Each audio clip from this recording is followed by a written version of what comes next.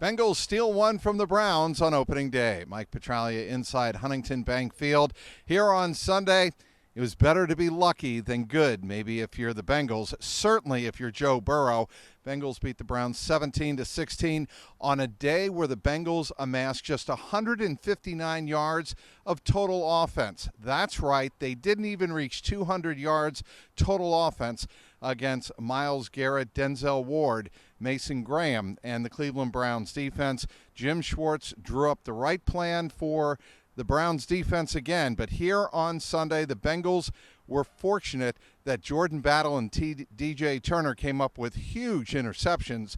The Jordan Battle interception in the fourth quarter set up the Bengals to go down and score the go-ahead field goal, 36 yards from Evan McPherson, and that made it 17-16.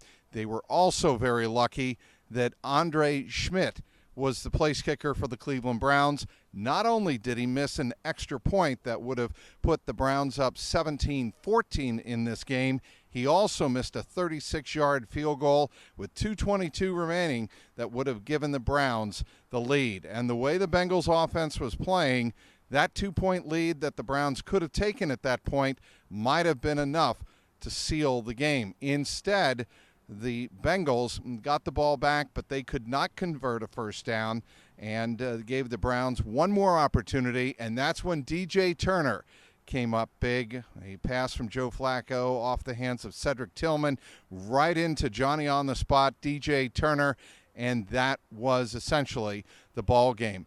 After the game, Joe Burrow said, "We'll take it. We kind of stole one today."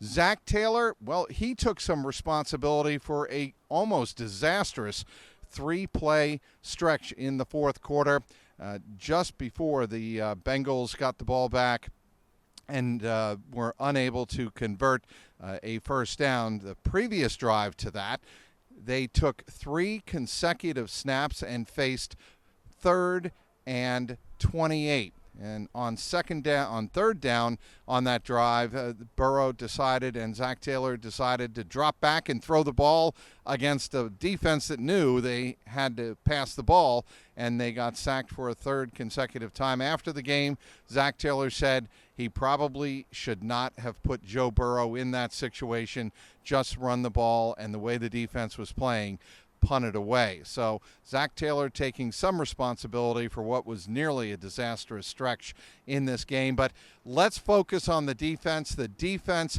had been criticized all training camp long, all preseason long, that's for certain. But in this game here today, the Bengals defense came up big in the fourth quarter, not once, not twice, but 3 different times when they needed it. Yes, they gave up yardage in between the 20s, but for the most part, the Bengal defense was able to keep the Browns out of the red zone in critical situations of this game. And again, they got very lucky because Andre Schmidt missed an extra point, and not a chip shot field goal, but certainly a makeable field goal from 36 yards. After the game, DJ Turner and Logan Wilson both told me that there's a vibe, there's a calmness, there's an energy about this defense this year that perhaps wasn't there last year. Speaking of last year, everybody remembers in the opener to the New England Patriots, that dreadful 16-10 loss at Paycor Stadium. The Patriots generated 2 turnovers, the Bengals none. In this game, the Bengals created 2 turnovers, and the Browns forced none from Joe Burrow. Yes, Joe Burrow's stats were not great at all on this day. 14 of 23 for just 113 yards passing. He did have a 1-yard touchdown pass in the first half to Noah Fant. But the most important thing about this game for Joe Burrow, probably when he looks back at it, he did not turn the ball over. That's why the Bengals won this game. Certainly, they took advantage of some Cleveland Brown mistakes, some good fortune that the Browns place kicker placed at their doorstep. They'll take that, but you get that during the course of a game. All of the players were talking about that. After the game, you have to take advantage of the opportunities the opposition gives you. But certainly you could hear the music blaring in the Bengals locker room. There was a sense of relief that they get this first one out of the way on the road in the AFC North. They start 1-0 for the first time since 2021 And believe it or not, they get a regulation win in week number 1 for the first time ever in the Zach Taylor era. And the last time the Bengals won in regulation in week number 1, you have to go all the way back to 2018, the last year of the Marvin Lewis regime in Cincinnati when they won in Indianapolis. So it was a milestone day of sorts here in Cleveland. It was not a pretty game, but the Bengals are all about the wins right now. Get them stacked up early in the season. Obviously, much has been written and said about the Bengals' struggles in the first month of the season.